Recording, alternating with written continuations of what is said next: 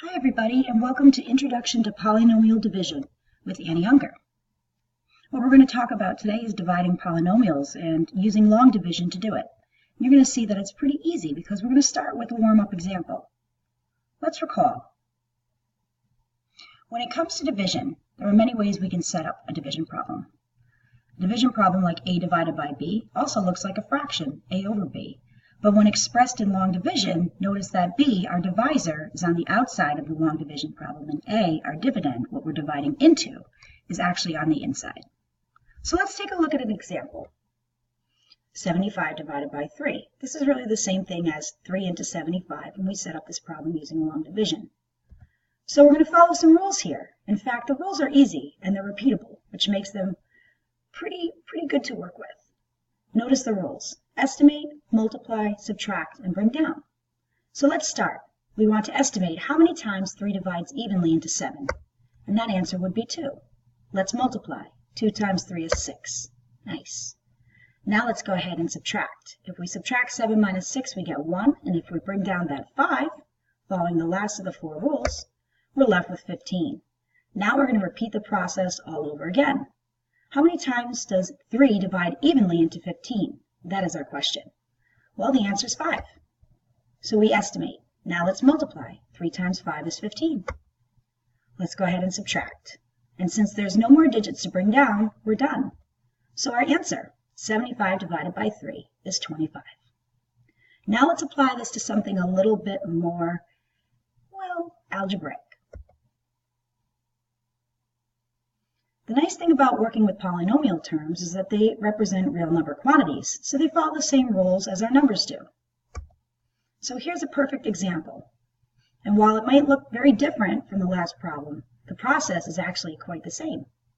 So here we have x cubed minus x minus 6 divided by x minus 2. And if we look a little further, knowing that we're going to follow the same 4 rules as before, there's one thing we can do to make this problem a little easier before we get going. Notice instead of writing x minus 2 into x cubed minus x minus 6, I've chosen to add a 0x squared.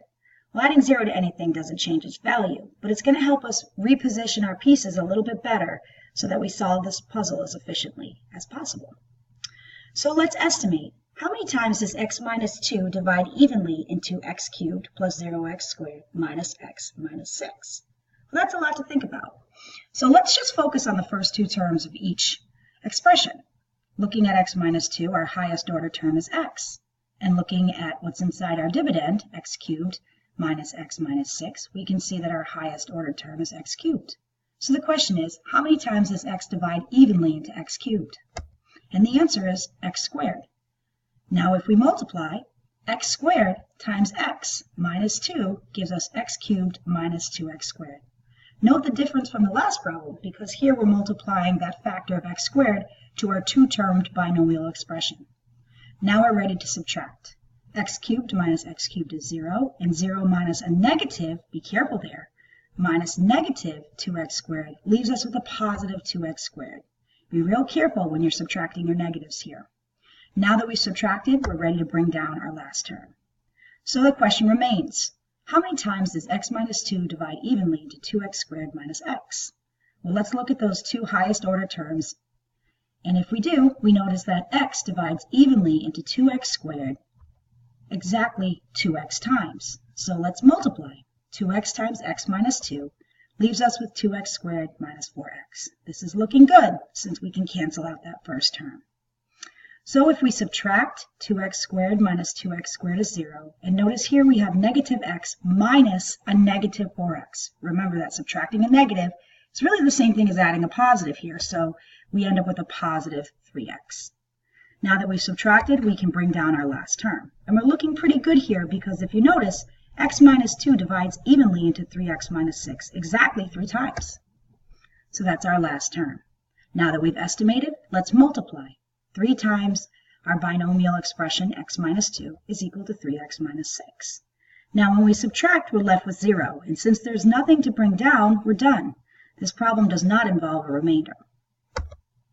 Our solution to x cubed minus x minus 6 divided by x minus 2 is x squared plus 2x plus 3.